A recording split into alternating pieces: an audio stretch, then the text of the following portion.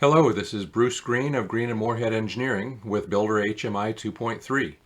Now, I wanted to talk about skins. So, you see the main screen here in the default shades of blue skin, kind of Microsoft Word colors, I guess. So, you are often going to want to reskin your operator screens to match, for example, the colors of your machine or the colors of your company logo, etc.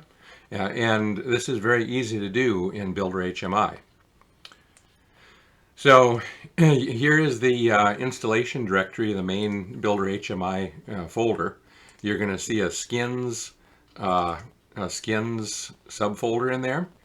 And the skins are divided into two formats. One is for machine view only. They're all MV skin. And then the others are for the main operator screens, or the control panels. So we're going to change a skin. So I've logged in as a technician so that I have access to machine view. In machine view, you're going to go to the settings item, and you're going to go to skin. Here's machine view skin, and here's the skin for the HMI screens. We're going to select a skin, and I'm going to go midnight blue. So when I do that, it unloads the light blue one, and then it loads in the midnight blue skin. And you see it has completely changed the color scheme. It does not change the color scheme in the editors. Those are fixed, but it's going to change the color scheme and all the other controls. With machine view skin, you can do exactly the same thing, but you must select a machine view skin file. So here we've got them both matching now, so that everything looks a similar color scheme. So the key here is, how do you do your own? I wanted to briefly show another skin, which is called high contrast. Oops, I screwed up. That doesn't go in machine view. It goes in here. All right. So high contrast is for example, if you've got a lot of bright light or something like that, or your touchscreen monitor on your machine isn't so good, and your operators are complaining about contrast, trying to figure out what buttons are selected, etc. This high contrast skin is very useful for that. So again, how do you create your own? Well, pretty simple. We're going to basically take, let's say you take midnight blue. You want to, you're just going to copy it under a new name, Acme skin, and then you're going to edit the color scheme. And the skin file, it's a long file, but don't get overwhelmed. These are Windows presentation foundation styles that are used for all the different control types. So you can drill deeper into this. You can change the font sizes of everything. You've got fairly complex skins that define, for example, buttons. Here's button styles, etc. So you can drill into that if you know WPF, but the easy thing to do is just to create your own color scheme. So at the top of the skins file, there's going to be a section called colors start to colors end, and it's very small. There's colors end, and each of these colors is in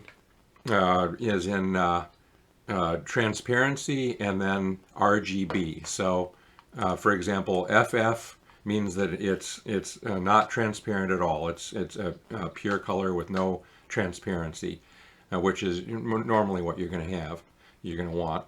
and then red, green, blue. It's as simple as that.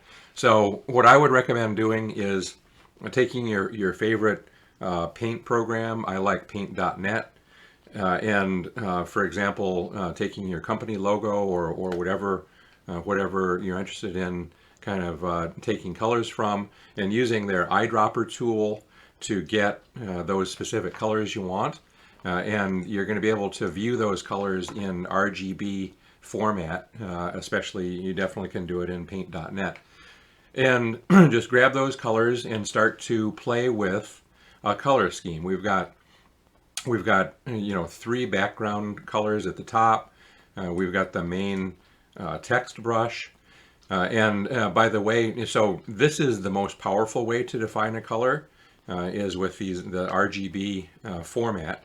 But then Windows Presentation Foundation supports a standard set of color names. And a quick Google is going to take you to the Microsoft page where you've got a big table of these Windows Presentation Foundation color names along with the color. And so you'll often want those instead, kind of a more user-friendly way to deal with it. So background colors, text color, this one's important. Of course, it's when you're selecting something in design mode. We'll get to that later. But you can see the various colors that are defined. What you see here, when you see a linear gradient brush, let me take you back here to.